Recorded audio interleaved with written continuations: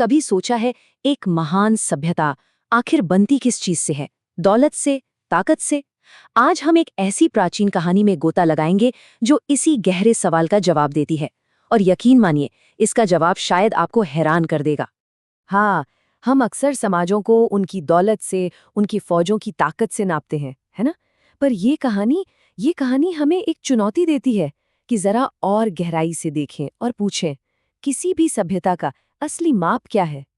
चलिए कल्पना करते हैं एक ऐसे समय की जब दुनिया बिल्कुल नई थी, भरपूर थी, नदियां एकदम साफ, धरती उपजाऊ, मतलब जन्नत जैसा माहौल था। लेकिन इसी जन्नत में इंसानियत एक बहुत बहुत जरूरी सच्चाई से अपनी पकड़ खो रही थी। और वो चीज थी धर्म। देखिए, यहाँ पर हम सिर्फ पूजा पाठ या रस्म रिवाजों की बात नहीं कर रहे हैं। नहीं, धर्म वो एक तरह का कॉस्मिक ग्लू है जो हर चीज को जोड़े रखता है। सही और गलत का वो नैतिक धागा, और इंसानियत उसी धागे को उधेड़ने लगी थी।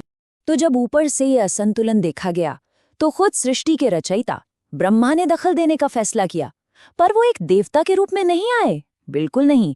उन्होंने एक बहुत ही साधारण सा भेष अपनाया, एक बूढ़ा कमजोर साधु का। क्यों? ये देखने के लिए कि इंसानियत आखिर किस हाल में पहुंच गई है। और बस यहीं से परीक्षा शुरू होती है। ब्रह्मा साधु के भेष में 3 गांवों में जाएंगे। हर गांव एक अलग सोच, एक अलग मूल्य का प्रतीक है, और हर एक का भविष्य बस एक छोटी सी साधारण सी विनती पर टिकने वाला था। तो उनका पहला पड़ाव एक ऐसा गांव था जो दौलत से, समृद्धि से लबालब भरा हुआ था। सोचिए, हर तरफ सोना चमक रहा है, अनाज के गोदाम ऊपर तक भरे हैं, और यहाँ उस कमजोर से दिखने वाले साधु ने बस एक मामूली सी गुजारिश की, खाने के लिए थोड़ी सी रोटी। पर उनका जवाब एकदम ठंडा और घमंड से भरा हुआ। बोले, हम एक अजनबी को क्यों खिलाएं? हमारे पास मंदिरों और पुजारियों पर खर्च करने के लिए बहुत है। मतलब उन्होंने अपनी दौलत को ही अपनी भक्ति मान लिया था, ये समझे बिना कि उनकी दौलत और असली भक्ति एक दूसरे के बिल्कुल उलट खड़ी थी। और देखिए, ब्रह्मांड का इंसाफ बहुत तेज था। उसी रात एक ऐसी भयंकर बाढ़ आई कि पूरा गांव बह गया। उनकी सारी दौलत, सारा घमंड सब कीचड़ में मिल गया। अब ब्रह्मा पहुंचे दूसरे गांव। ये एक ऐसा गांव था जहां ताकत ही सब कुछ थी। सब के सब योद्धा अपनी शक्ति, अपने हथियारों पर बड़ा गर्व करते थे। यहां आकर साधु ने बस रात बिताने के लिए एक छोटा सा कोना मांगा। वो लोग तो उस बूढ़े आदमी पर जोर जोर से हंसने लगे। हम अपनी जमीन की रक्षा तलवारों से करते हैं, दया दिखाकर नहीं, उन्होंने ताना मारा। आप देखिए, उनके लिए करुणा एक कमजोरी थी, और वो कमजोरी को बर्दाश्त नहीं कर सकते थे। और विडंबना देखिए, उनकी वही ताकत जिस पर उन्हें इतना गुमान था, वही उनकी बर्बादी बन गई। जब दिल में करुणा न हो तो घमंड शक में बदल जाता है, और फिर आपसी लड़ाई में। और वही हुआ। महान योद्धाओं का वो गांव अंदर से ही टूटकर बिखर गया। आखिरकार थका हारा, भूखा प्यासा वो साधु लड़खड़ाता हुआ एक तीसरे गांव पहुंचा। इस गांव में न तो सोना था, न ही तलवारें। सच पूछिए तो उनके पास बहुत कम था। लेकिन जैसा कि ब्रह्मा को जल्दी पता चलने वाला था, उनके पास वो सब कुछ था जो असल में मायने रखता है।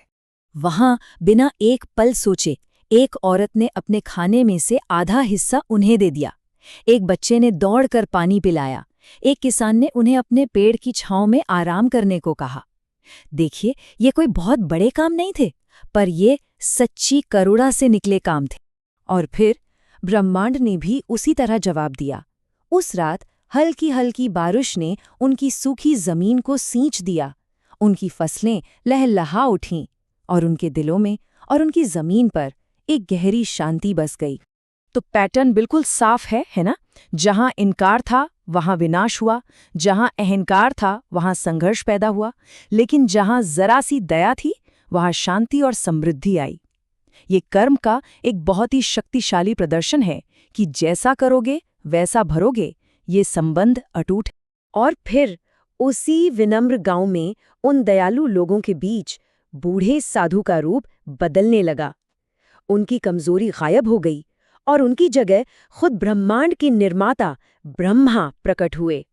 उनकी आवाज गूंजी, और उन्होंने इस कहानी की सबसे बड़ी सच्चाई बताई कि एक सभ्यता की असली नींव सोना या लोहा नहीं है, बल्कि करुणा, विनम्रता और धर्म के सिद्धांतों पर टिकी होती है।